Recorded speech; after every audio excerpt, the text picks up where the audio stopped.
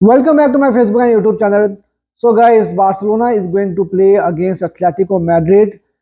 इस गेम पर डिटेल में बात करेंगे, प्रीव्यू करेंगे, लेकिन उससे पहले आप लोगों के लिए अनाउंसमेंट है कि मेरे चैनल के ऊपर गिव अवे चल रहा है और आप गिव अवे जीत सकते हो। मैंने डिटेल में इंस्टाग्राम पे, कम्युनिटी पोस्ट पे और फेसबुक पे मैंने डिटेल में सारी चीज़ें बताई हैं कि आप कैसे गिव अवे जीत सकते हो। और लामीन यमाल की जो लास्ट मेरी वीडियो है उसमें मैंने गिव अवेज की जो आइटम्स हैं वो दिखाई भी हैं कि आप क्या क्या जीत सकते हो। तो please check the community post Instagram and Facebook and follow the instructions and you can be a winner of it।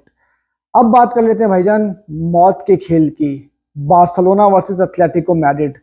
यार जब ये सीजन स्टार्ट हुआ था तो मैंने उस वक्त एक बात कही थी कि ला लीगा वही टीम जीतेगी जो जो तीन आपकी मेन गेम्स हैं, बार्सिलोना वर्सेस एथलेटिको मैड्रिड, अल क्लासिको और real Madrid versus Atletico Madrid. ये जो तीन फिक्चर्स होंगे ना, इनकी ये टोटल 6 फिक्चर्स बनते हैं सीजन में। जो सी टीम यहाँ पर मैक्सिमम पॉइंट्स ले जाएगी वही टीम ला लीगा जीतेगी। और जब ला लीगा स्टार्ट हुई है तो उस टाइम पर बार्सिलोना ने एक बहुत अच्छा स्टार्ट लिया था और बार्सिलोना एक टाइम पर हम लोग काफ़ी अच्छे मार्जिन के ऊपर आ गए थे ला लीगा टेबल के ऊपर। लेकिन पिछली हमारी 6 गेम्स बहुत ख़राब गई हैं। पिछली 6 गेम्स में पॉसिबल 18 पॉइंट्स में से हमने सिर्फ 6 ही पॉइंट लिए हैं। और अब इस वक्त जो टेबल की सिचुएशन बनी हुई है वहां पर बार्सिलोना और एथलेटिको मैड्रिड सेम पॉइंट्स के साथ 38 पॉइंट्स के साथ टेबल के ऊपर बैठे हुए हैं और एथलेटिको मैड्रिड के पास गेम इन हैंड भी है। दूसरी तरफ अगर हम रियल मैड्रिड की बात करते हैं तो रियल मैड्रिड 37 पॉइंट्स के साथ जो है उनके पास भी एक गेम इन हैंड है। तो बार्सिलोना के लिए ये गेम बहुत ही इंपॉर्टेंट है। यहाँ पर बार्सिलोना पॉइंट्स ड्रॉप नहीं करना चाहेगी, क्योंकि अगर हम लोग यहाँ पर पॉइंट्स ड्रॉप करते हैं तो एडवांटेज हो जाएगा रियल मैड्रिड। अगर हम लोग ये गेम हार जाते हैं खुदा ना खास्ता तो एथलेटिको मैड्रिड एडवांटेज में आएगी ऑब्वियसली और रियल मैड्रिड के पास भी मौका होगा और बार्सिलोना थर्ड पोजीशन के ऊपर आ जाएगी। दूसरी तरफ अगर ये गेम ड्रॉ होता है तो रियल मैड्रिड को बहुत अच्छा चांस उनके पास आ जाएगा कि वो टेबल के ऊपर लीड ले सके विद गेम इन हैंड। तो बार्सिलोना के हाथ में है सारा कुछ, पहले भी हमारे ही हाथ में था और हमने अपने हाथों से अपनी पोजीशन को खुद खराब किया है। अब एथलेटिको मैड्रिड की अगर मैं बात करूं तो एथलेटिको मैड्रिड बेसिकली उनकी जो समर विंडो थी मेरे ख्याल में कंपैरेटिवली रियल मैड्रिड और बार्सिलोना से सिम्यूनी ने इस बार समर विंडो को विन किया था और वहां पर उन्होंने बहुत अच्छी साइनिंग्स की थी। लेकिन उनका स्टार्ट बहुत ज्यादा खराब रहा था सीजन का। लेकिन क्या होता है कि बार्सिलोना को जब मौका मिलता है अपने राइवल्स के ऊपर एक अच्छी लीड बनाकर उसको कैपिटलाइज करने का, तो वहां पर बार्सिलोना अच्छे से परफॉर्म नहीं कर पाती, अपनी लीड को प्रॉपरली जो है वो मेंटेन नहीं कर पाती और हम पॉइंट्स पे पॉइंट्स ड्रॉप करते चले जाते हैं। और रिसेंटली लेगनीज का गेम हो या लास पाल्मास का गेम हो, दोनों ही टीम्स टेबल पे 17th पोजीशन पर थी और हम लोगों ने दोनों ही टीम्स के अगेंस्ट होम पर मैचेस हार लिए और 6 पॉइंट जो है वो हमने गिव अवे कर दिए। तो अब बार्सिलोना को खेलना है बड़ा मैच अगेंस्ट एथलेटिको मैड्रिड। जो पॉजिटिव है वो ये है कि हमने इस सीजन में जितनी बड़ी गेम्स खेली हैं वो सारी जीती हैं, चाहे आप रियल मैड्रिड की बात करो, बायर्न म्यूनिख की बात करो, डॉर्टमंड के गेम की बात करो और अब एथलेटिको मैड्रिड भी एक बड़ा गेम है। तो पॉजिटिव की अगर हम बात करते हैं तो वो यही है कि हम लोग एक तो होम पर खेल रहे हैं और सिम्यूनी ने कभी बार्सिलोना को होम पर नहीं हराया, तो ये पॉजिटिव है। और बार्सिलोना इस सीजन में बड़ी गेम्स जीती है। नेगेटिव जो चीजें हैं वो ये है कि भाई लामीन यमाल इस गेम में अवेलेबल नहीं है, हैंसी फ्लिक भी इस गेम में आपको पता है कि वो भी टीम के साथ अवेलेबल नहीं होंगे टच लाइन के ऊपर, क्योंकि वो भी सस्पेंडेड होंगे। तो ये बहुत ही नेगेटिव पॉइंट है।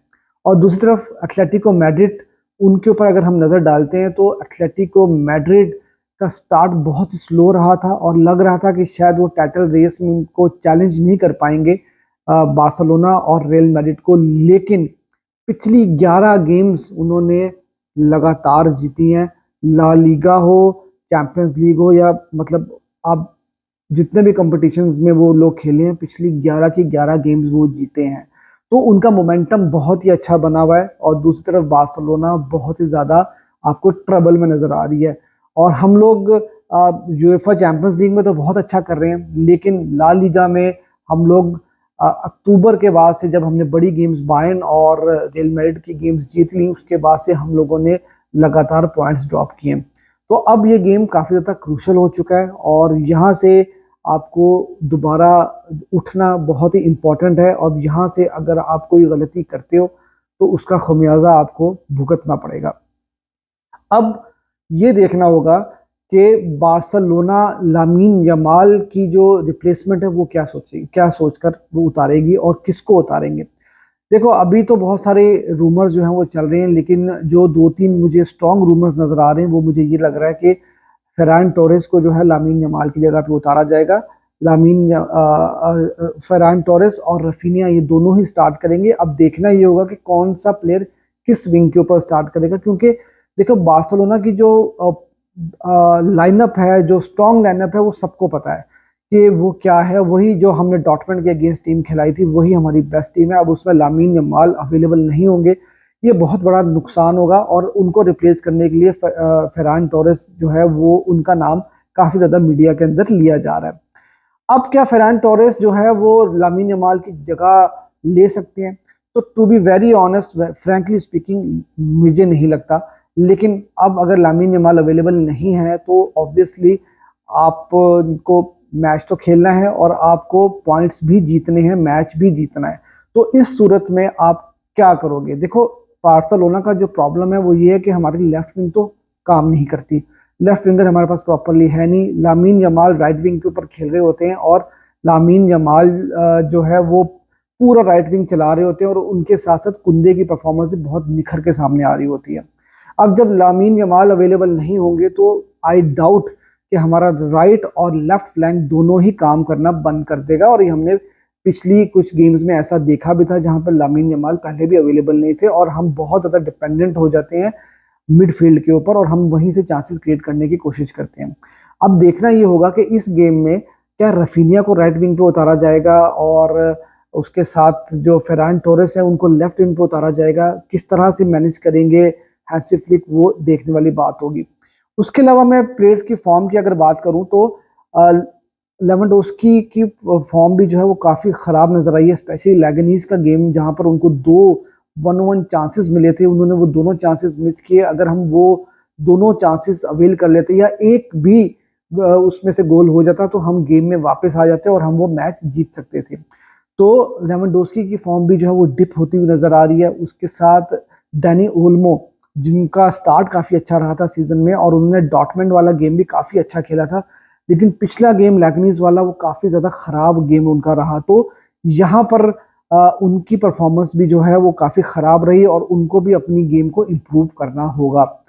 ये गेम जो होने जा रहा है ये मेरे ख्याल से मिडफील्ड बैटल होगी, क्योंकि देखो पहली चीज़ तो ये कि सेम्योनी का जो माइंड सेट है उसको रीड करना काफ़ी ज़्यादा मुश्किल होता है। उसकी रीज़न ये है कि सेम्योनी अक्सर बड़ी गेम में आकर वो क्या करते हैं, वो डिफेंसिव अप्रोच ले लेते हैं और बस पार कर देते हैं। और बार्सिलोना क्योंकि खेलती भी हाई लाइन है और बार्सिलोना ऑफसाइड ट्रैप बनाती है, तो यहाँ पे पॉसिबिलिटी है कि सेम्योनी जो है वो आपके ऊपर काउंटर अटैकिंग फुटबॉल खिलाएं। तो ये एक बहुत बड़ी पॉसिबिलिटी हो सकती है और यहाँ पर मिडफील्ड का बहुत इंपॉर्टेंट रोल रहेगा, क्योंकि यहाँ पर जोन सी टीम मिडफील्ड में डोमिनेट करेगी और गेम को कंट्रोल करेगी वो टीम एडवांटेज ले जा सकती है। अब क्या होगा कि क्या बार्सिलोना ये मैच जीत पाएगी कि नहीं जीत पाएगी, तो देखो इस चीज़ को तो देखना बहुत ही ज़्यादा मुश्किल है, क्योंकि इस टाइम के ऊपर अगर लामीन यमाल अवेलेबल नहीं है तो मेरा अपना ख्याल ये है कि अगर बार्सिलोना ये गेम मैच जीत जाती है तो बहुत बड़ी बात होगी, क्योंकि हमारी चाहे होम फॉर्म हो या अवे फॉर्म हो, इस ला लीगा कंपटीशन में हम लोग अभी रिसेंटली अच्छा नहीं कर रहे हैं। और एक बड़ी टीम के अगेंस्ट जब आपको बगैर लामीन यमाल के खेलना होगा तो रियलिस्टिकली हमें बात करनी चाहिए। तो ये गेम अगर हम ड्रॉ भी कर लेते हैं तो मेरे लिए वो भी काफ़ी अच्छा रिजल्ट होगा। दूसरी तरफ एटलेटिको मैड्रिड, पॉसिबिलिटी हो सकती है कि यहाँ पर सेम्यूनी, क्योंकि एक बड़ा मैच है, बार्सिलोना का नाम ही काफ़ी है, तो हो सकता है कि वो भी डिफेंसिव अप्रोच के साथ जाएं और वो भी ये सोचें कि अगर मुझे यहाँ पे मैच ड्रॉ मिल जाए तो उनके लिए भी वो विन विन सिचुएशन हो सकती है। तो अब देखना होगा कि सेम्यूनी किस तरह की फुटबॉल यहाँ पर खिलाते हैं, क्या वो अटैकिंग फुटबॉल खिलाते हैं, तो वहाँ पर बार्सिलोना के पास भी मौका होगा गोल स्कोर करने का। और अगर वो सिट बैक करते हैं तो फिर काउंटर अटैकिंग फुटबॉल के ऊपर जो है वो गेम मुझे थोड़ी सी डल और ड्रॉ होती हुई नजर आ रही है। और दूसरी तरफ मैं ये भी बात बताना चाहूँ कि रियल मैड्रिड भी एक बहुत इंपॉर्टेंट गेम खेलने जा रही है अगेंस्ट सविया, और सविया भी काफी अच्छी टीम है। तो ये भी पॉसिबिलिटी है कि वहां पर रियल मैड्रिड जो है वो भी तंग हो सकती है, सविया उनको भी जो है पॉइंट्स ड्रॉप करवा सकती है। तो उस गेम के ऊपर भी हमें नजर रखना बहुत जरूरी होगा, क्योंकि ये जो चार टीम्स खेल रही हैं आपस में एक दूसरे के अगेंस्ट, यहाँ पर दो कोई भी टीम जो है वो पॉइंट्स ड्रॉप कर सकती है। अब यार देखो, लाइनअप के मैंने आपको ऑलरेडी बताया कि लाइनअप में जो है ना वो हमारे पास इनिगो मार्टिनेज और कुबारसी ही होंगे। उसके बाद आप बल्दे और जो कुंदे वो स्टार्ट करेंगे। मिडफील्ड के अंदर डबल पिवट में पेड्री और कसाडो, डैनी ओल्मो कैंप पोजीशन के ऊपर।